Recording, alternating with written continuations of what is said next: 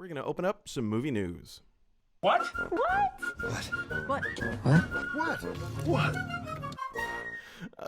All right, as Harrison is in the background singing his own made-up song for movie news. No, it was a professional voiceover artist you clearly hired just for that part. This is true? This is true. I think I'm just very distracted because Pee Wee Herman is with his friends behind your head. Totally is. He's got, I think that's, he's with all of his friends. Cherry, and, and Terry. Thank you. Terry the Yeah, that's pterodactyl. right. But Bob Ross, I think he's in danger. He's being protected. He doesn't know those He's being friends. protected by Panthro and Chitara. Is he being protected? I think he'd be very nervous if he found himself in those two people's company. Well, today, you guys, some of the breaking movie news that we have, we're going to be talking pretty much all things James Bond today. If you haven't already heard, the new film, New Time to Die, James Bond, it has been delayed again, surprise, surprise, amidst the pandemic, the worldwide global pandemic. This is, again, I keep going after the fact that I am so redundant. But in case you haven't seen, the film is once again being moved. This news comes to us from Deadline. I mean, it's in pretty much every major trade right now. But here's the thing. Almost all the movies are being moved and traded. I actually saw the movie. I shouldn't say this online. You did but not. I saw No Time to Die. Yes, if you want me to prove it, I'll tell you what happens in the movie. James Bond is the star of it. He's a spy.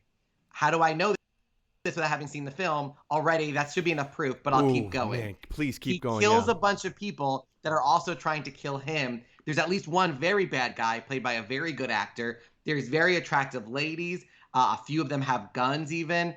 I think somebody close to James Bond, I don't want to spoil it for you, but will die. He'll have gadgets. There'll be a car chase. There'll be something where he runs really fast. He's going to look really sad. And then explosions and action scenes. These are all things that I could have only known had I seen the movie. I've just proven it. I've seen it early.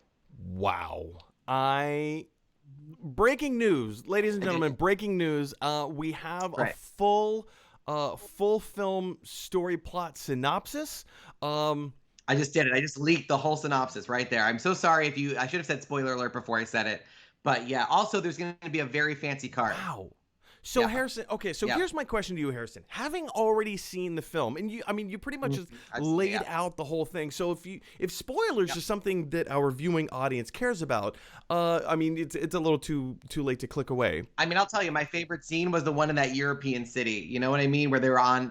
Normally, you do a scene on the street level, but they were not on street level. They were. Sometimes below, sometimes above it. And it really made that European city look interesting. And it wasn't just a European city. I believe, correct me if I'm wrong. I mean, you've actually seen the film, but weren't there also Caribbean cities? There was there was a very tropical location. There was beaches and oceans and drinking. There's always drinking. And and I'm sorry to spoil the movie, but more than one European city. This is some hot goss right here, you guys. Some hot goss. This is the kind of stuff that they tune in for. So that being said, if I may ask, in your purview, having already seen the film, where, pushing the movie back to 2020, and I get it, you've already seen it because you are the Harrison Greenbaum, the great and masterful magician, if you will. It's magic. You saw it through magic. I get it. It's all clicking now. But if I may ask, what, pushing this movie back to 2021, is that going to hurt the film or help the film? We're going to talk about the movie theaters in a minute, so we'll leave them out of it. But what are your thoughts about the film itself in its box office return?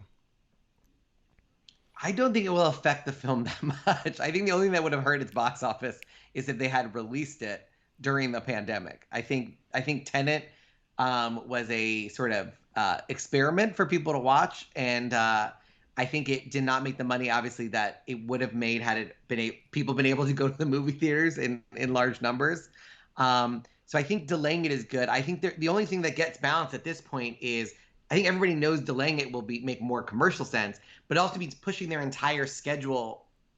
Everything else anything that they had planned for next year, because these slates are 2 or 3 years in advance, especially the Marvel movies and a lot of these Disney films. And not just for So that MGM Universal, but also, like you said, for Disney, for Warner Brothers, for Paramount, for Blumhouse. Like, they all have these big movies, because nobody ever sets out to make a bad movie. Nobody ever wants to not make a return on their films.